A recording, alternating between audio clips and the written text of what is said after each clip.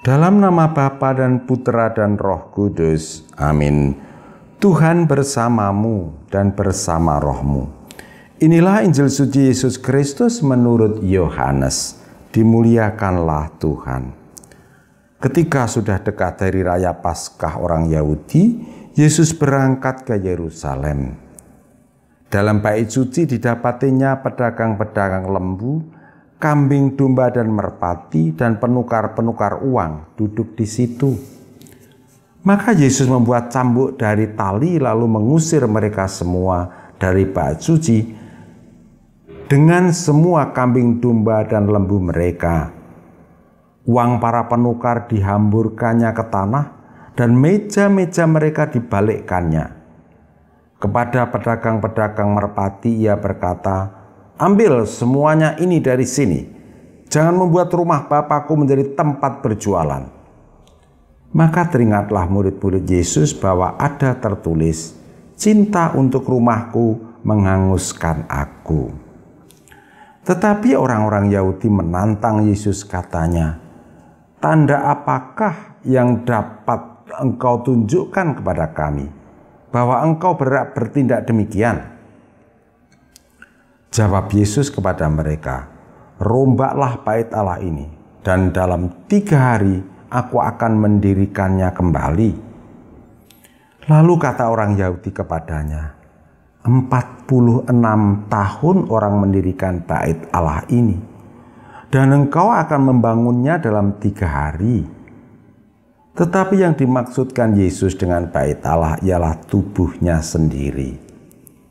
Sesudah bangkit dari antara orang mati, barulah teringat oleh murid-muridnya bahwa hal itu telah dikatakannya.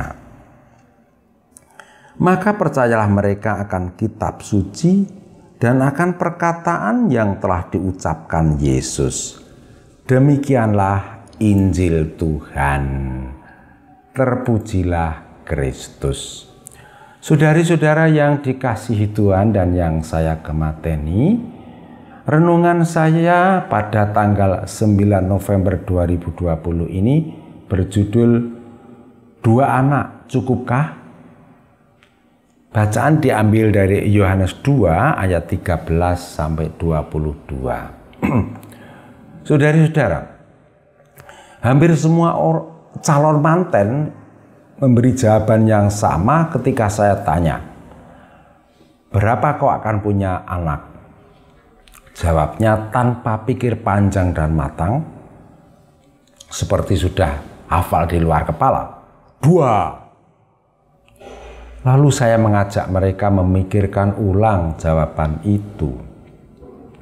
Saudari-saudara, hari ini Gereja Katolik memperingati pesta pemberkatan Basilik Lateran, salah satu gereja yang menjadi induk gereja-gereja Katolik di seluruh dunia dan menjadi simbol kesatuan gereja Katolik. Saya memandang pesta ini merupakan teguran keras bagi gereja Katolik di Eropa. Secara kasat mata banyak gereja Katolik yang bagus-bagus tetapi tidak dikunjungi umat. Gereja-gereja itu tidak lagi dicintai umat, sehingga ada yang dijadikan tempat ziarah saja, ada yang dijadikan kafe, bahkan ada yang dijual dan dijadikan masjid.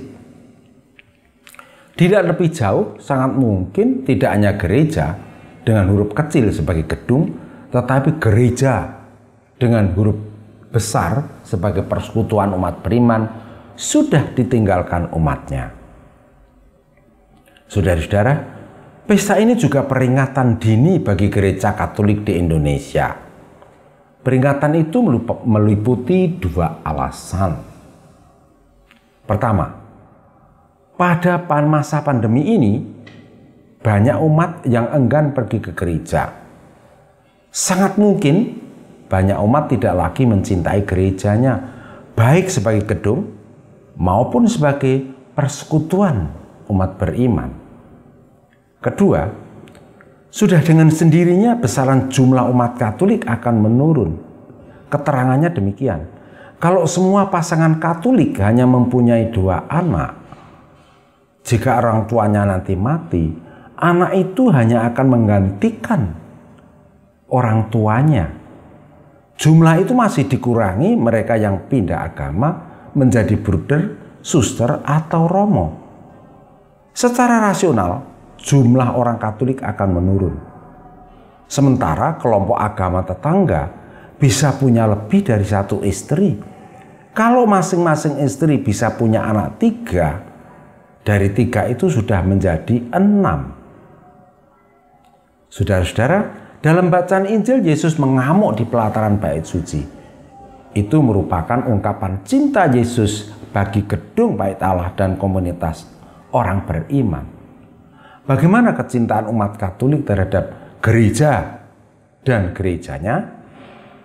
Bagaimana calon keluarga baru Katolik mengungkapkan kecintaan kepada gereja? Beranikah menambah 1 atau 2 anak sehingga menjadi 3 atau 4? Amin. Kemuliaan kepada Bapa dan Putra dan Roh Kudus, seperti pada permulaan, sekarang, selalu, dan sepanjang segala abad.